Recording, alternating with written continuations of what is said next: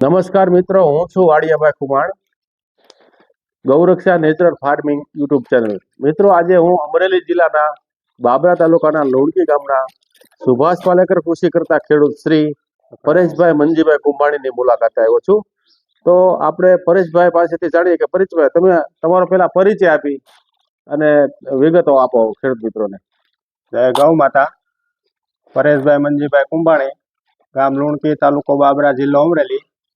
ગુરુ કૃપા એસપીકે ફાર્મ. અમે 7 વર્ષથી સુભાષ પાલેકર કૃષિ કરીએ છીએ અને બહુ સારું એવું પરિણામ છે. મારો મોબાઈલ નંબર છે 9979968868. તો પરેશભાઈ, ખેડૂત મિત્રોને એ માહિતી આપો કે તમે આ કેટલા વર્ષથી સુભાષ પાલેકર કૃષિ કરો છો અને તમે આ સુભાષ પાલેકરની કોઈ શિબિર કરી હોય તો એની માહિતી આપો. અને તમને આ પ્રેરણા ક્યાંથી મળી આ સુભાષ પાલેકર કૃષિ કરવી જોઈએ એ મને માહિતી આપો. અમે 7 વર્ષથી પાલેકર કૃષિ કરીએ છીએ અને 2018માં નિકોલ ગામ અમદાવાદ ખાતે જ્યારે સુભાષ પાલેકરની શિબિર હતી 6 દિવસની, ત્યારે અમે ગુરુજી પાસેથી પૂરેપૂરી માહિતી મેળવી અને ત્યારથી કન્ટિન્યુ 100% સુભાષ પાલેકર કૃષિ કરીએ છીએ. અને અવારનવાર પહેલાં આપણે મિટિંગમાં બધી જતા હોય, ભારતીય કિસાન સંઘની છે કે એવી બધી આપણે સામાજિક મિટિંગોમાં, એમાંથી એવું જાણવા મળ્યું હતું કે ભાઈ રાસાયણિક મુક્ત ખેતી પણ થઈ શકે. અને એમાં એવો માહિતી મળે કે સુભાષ પાલેકર અમદાવાદ નિકોલની શિબિર છે. તો ત્યાં 6 દિવસ અમે ગયા અને માહિતી લીધી. ત્યાર પછી સતત અમે ઝેરમુક્ત ખેતી અપનાવી છે. તો પરેશભાઈ, અમારા ખેડૂત મિત્રોને એ માહિતી આપો કે આપની પાસે કેટલી જમીન છે અને તમે કેટલા વીઘામાં સુભાષ પાલેકર ખેતી કરો છો? અમારી પાસે બંને ભાઈની થઈને 23 વીઘા જમીન છે અને પાકમાં મુખ્ય પાક ચોમાસુમાં મગફળી હોય છે, હળદર હોય છે. આ સેલમ હળદર છે. 5 વર્ષથી અમે પાવડર કરીને અમારા ગ્રાહકોને બધાને આપીએ છીએ, વેલ્યુ એડિશન કરીને મગફળીનું તેલ કઢાવીને આપીએ. અને શિયાળુ પાકમાં બંસી ઘઉં, ટુકડા ઘઉં, ચણા, અળસી, મેથી, ધાણા, રાય, આવા આપણા રસોડામાં જે કાંઈ આપણે જોઈ એવા મરી મસાલાનો બધો પાક લઈ અને સારું એવું ઉત્પાદન લઈ.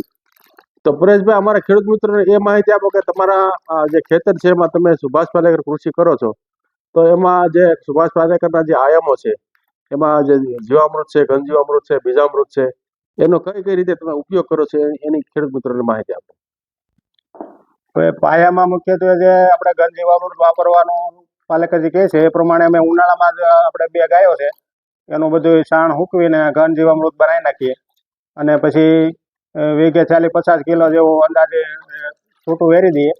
અને જીવામૃત છે એ આપણે દર 15 દિવસે આપણે 2.5-3 વીઘામાં 1 બેરલ પ્રમાણે આપીએ છીએ અને 3 થી 4 વાર એક પાક પૂરો થાય ત્યારે આપી દઈએ. તો પરેશભાઈ, અમારા ખેડૂત મિત્રોને એ માહિતી આપો કે આ તમે જે હળદરનો પાક લ્યો છો, તો એની વાવણી ક્યારે કરો છો, એની ખેડ કેવી રીતે કરો છો, અને ખેડની શરૂઆતમાં જીવામૃત, બીજામૃત આ રીતે કઈ રીતનું તમે આ ખેતીમાં આપો છો એની અમારા ખેડૂત મિત્રોને માહિતી આપો. હવે હળદરની વાવણી આપણે મે મહિનામાં 15 મે થી 31 મે વચ્ચે ગમે ત્યારે આપણે કરી શકાય. અને આપણે જો પાણી હોય એટલે ઓરવીને વાવી દેવાનું, એટલે ટાઈમે નીકળે, પાવડર થઈ જાય. કારણ કે સેલમ હળદર છે 8 મહિના ઊભી રહી છે. અને ખેડની વાત કરીએ તો પહેલાં ઊંડી થોડી ખેડ કરવી પડે છે બેડ બનાવવા માટે. અને આપણે 30ની જાળીએ જે છાસ નાખ્યા હોય તો એમાં ઘન જીવામૃત એકરે જે આપણે આપવાનું હોય 100 કિલો આજુબાજુ એ રેડી દેવાનું. પછી ટ્રેક્ટરે જ્યારે આપણે બેડ બનાવી અને એમાં બીજામૃતનો આપણે જે પટ મારીને આપણે બિયારણને ગાંઠોને પછી વાવેતર કરી દેવાનું ઓવણીથી. અને માથે ડ્રીપ મૂકી દેવાની. અને ડ્રીપમાં આપણે દર 15 દિવસે કે 10-12 દિવસે જીવામૃત ચડાવી દેવાનું. એવી રીતના અમે પાલેકર કૃષિ કરીએ છીએ. તો પરેશભાઈ, તમે આ જે હળદરનો પાક નો વાવો છો ખેતરમાં સુભાષ પાલેકર પદ્ધતિથી, તો તમે કયા પ્રકારની આમાં હળદરનું વાવેતર કરો છો અને એનું બિયારણ કઈ રીતે તમે રાખો છો અથવા તો લાવો છો? બિયારણ આપણે જે સેલમ હળદર છે, આ કેસર સેલમ હળદર કહેવાય, એ 4 વર્ષથી અમારી પાસે બિયારણ છે, અમે વાવેતર કરીએ છીએ. ગયા વર્ષે 4 વીઘાની હતી, આ વર્ષે 5 વીઘાની હતી. અને બીજી એક પ્રગતિ વેરાયટી છે એ ગયા વર્ષેથી આણંદ યુનિવર્સિટીમાંથી અમે મગાવ્યું હતું. તો પરેશભાઈ, અમારા ખેડૂત મિત્રોને એ સમજાવો કે તમે આ જે હળદર વાવો એ પાકી જાય પછી જમીનમાંથી કઈ રીતે કાઢો છો અને કાઢ્યા પછી એની આગળની પ્રોસેસ શું શું કરો છો? હવે હળદરના બધા પાંડા સુકાઈને હાવ આમ થડમાંથી ખડી જાય પછી ઉપરથી પાંડા આપણે બધા ભેગા કરી વાટીને લઈ લેવાના એક સાઈડમાં. પછી આપણે જે રાપ હોય મોટા ટ્રેક્ટરની એ બેડની નીચે જેમ હાલે રાપ ગાંઠિયા કપાય નહીં એમ રાપ મારી દેવાની. પછી રાપ માર્યા પછી 12 ઇંચની જાળીએ જે એક બેડમાં 2 સાસ હોય હળદરના, તો એ 2 સવડા ચડાવીને આપણે દાંતીના અને એ હાંકી પાછું ટ્રેક્ટર બીજી વાર બેડમાં, એટલે એ થૂમડા આમ તરતા જાય, બહાર આવી જાય. પછી એને મધુ દ્વારા ભાંગીને અને ગાંઠો બધી લઈ લેવાની. તો પરેશભાઈ એ જણાવો કે તમે આ જે સેલમ હળદર ખેતરમાં તમે વાવો છો, તો 1 વીઘે એમાં કેટલું બિયારણ જોઈએ અને બિયારણ વાવ્યા પછી એનું ઉત્પાદન 1 વીઘે કેટલું આવે એ અમારા ખેડૂત મિત્રોને માહિતી આપો. બિયારણની જો આપણે વાત કરીએ તો અંગુલી ગાંઠનું વાવેતર કરવું હોય આપણે તો વીઘે 12 થી 14-15 મણ સુધી અંગુલી ગાંઠની જરૂર પડે. અને મધર ગાંઠની આપણે માતૃ ગાંઠની વાવેતર કરવું હોય તો 17-18 મણથી 20 મણ સુધી, જેવી મોટી સાઈઝ હોય તો 20 મણ સુધી વીઘે એવરેજ જોઈએ બિયારણ માટે. ઉત્પાદન વિશે કહી દો. અને ઉત્પાદન જેવી જમીન અને જેવી માવજત, આપણે ડુંગળીની જેમ કોઈ ફિક્સ નહીં કે લીલા ગાંઠિયા 100 મણે થાય ને 400 મણ સુધી થાય. પણ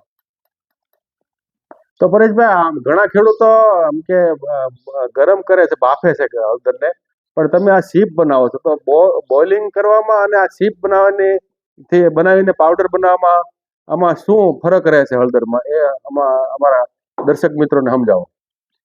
હવે કોઈ પણ વેરાયટી હોય હળદરની, પણ એને પાવડર ફોર્મમાં બનાવવો હોય તો એને 2 રીતે બને. એક તો બોઇલ કરીને પછી ગાંઠિયા આખા સૂકવીને અને પછી દળવામાં આવે, અથવા આપણે નો બોઇલ કરવી હોય તો ચિપ્સ બનાવવી પડે. તો ચિપ્સ એટલા માટે બનાવવી પડે કે 100% નેચરલ વસ્તુ બને એમ, કારણ કે ગરમ ન થાય. એટલે કોઈ તેલ છે હળદરમાં, તેલ હોય, તેલ કે ન્યુટ્રિશન વેલ્યુ બધી જળવાઈ રહી. અને જે બોઇલ વાળી છે એમાં થોડું ઘણું અમુક ટકા ડાઉન થાય ગરમ થાય એના હિસાબે. તો ગ્રાહકોને વધારે ટેસ્ટ અને વધારે 100% ન્યુટ્રિશન વેલ્યુ વાળી આ વસ્તુ છે ચિપ્સ વાળી, કર્ક્યુમિન વાળી, એટલે ગ્રાહકો આ લેવા વધારે આગ્રહ રાખે છે. તો પરેશભાઈ અમારા દર્શક મિત્રોને એ જણાવો કે તમે પેલા રાસાયણિક ખેતી કરતા અને હવે સુભાષ પાલેકર ઝેર મુક્ત ખેતી કરો છો, તો રાસાયણિક ખેતીમાં અને સુભાષ પાલેકર ખેતીમાં ખર્ચમાં તમને શું શું ફાયદો અથવા દેખાય છે એ અમને જણાવો. રાસાયણિક ખેતીમાં આપણે 23 વીઘાની જો વાત કરીએ તો 1-1.5 લાખ રૂપિયાનો અંદાજે અત્યારે ખર્ચો, 1.5 લાખ 2 લાખ આજુબાજુ અત્યારે દવા ખાતરનો અત્યારે મોંઘવારી પ્રમાણે ખર્ચો થઈ જાય, એ તો આપણે હાવ બચી જાય, એટલે એ 0 ખર્ચો આવી જાય. અને જો મિશ્ર પાક પદ્ધતિથી આપણે બધું કરીએ, અમે હળદરમાં શાકભાજીનું મિશ્ર પાકમાં વાવેતર કરેલું હતું, તો એમાંથી જે કાંઈ આપણે નફો થાય તો એમાંથી મજૂરી ખર્ચો નીકળી જાય. એટલે હળદરનો આપણે ક્રોપ છે એ 100% એનો બેનિફિટ મળે આપણને. પરેશભાઈ મને એ જણાવો કે આ તમે હળદર જે ઉત્પાદન લીધું છે એમાં આ વર્ષે કઈ મિશ્ર પાક હતો અને ગયા વર્ષે કઈ મિશ્ર પાક આવ્યો હોય તો એની માહિતી આપો. ગયા વર્ષે 4 વીઘામાં હળદરમાં તુવેરનું વાવેતર કરેલું અને 60,000 રૂપિયાનું એમાં તુવેરનું ઉત્પાદન આવ્યું હતું. એટલે ટોટલ ખર્ચો આપણે મજૂરીનો હળદરનો બધો નીકળી ગયો. અને આ વર્ષે 5 વીઘાની હળદર હતી, એમાં 4 વીઘામાં અમે શાકભાજીનું વાવેતર કરેલું હતું.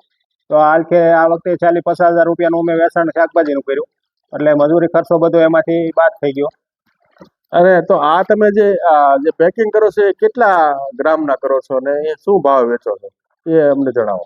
આ કિલો અને 500 ગ્રામના 2 પેકિંગ છે અને 350 રૂપિયાની અમે રિટેલમાં અમારા ગ્રાહકોને ગમે ત્યાં પહોંચાડી દઈએ છીએ. કુરિયર ખર્ચો કે ટ્રાન્સપોર્ટેશન ખર્ચો એ ગ્રાહકને આપવાનો રહે.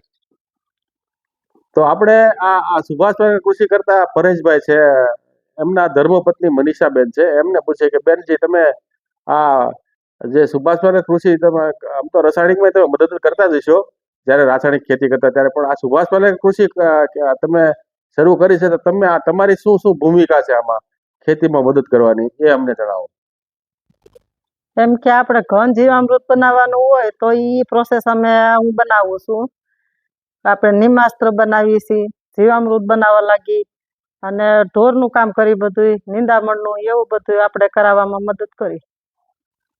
તો મનીષાબેન મને એ જણાવો કે ભાઈ આ સુભાષ પાલેકર ઝેરમુક્ત ખેતીનું જે ઉત્પાદન આવે છે એનાથી તમને આ ઘરમાં જે કાંઈ રસોડાની જે વસ્તુ તમારી બને છે એનાથી તમારા શરીરમાં આખા ઘરના જે શરીર આ બધા છે માણસો એના શરીરમાં શું શું ફેરફાર લાગે છે ને એમાં રોગ વ્યાગ એવું કઈ લાગે તો તે વિશે માહિતી આપો અમને. આ કારણ કે ઝેર મુક્ત ખોરાક છે એ આપણે ખાઈએ એટલે શરીરમાં એટલી તો તંદુરસ્તી દેખાડે જ છે. કોઈ આપણે હાંધાના દુખાવા છે, આ ડાયાબિટીસમાં ફેરફાર થાય છે, કોઈ બીપી કંટ્રોલમાં આવે છે.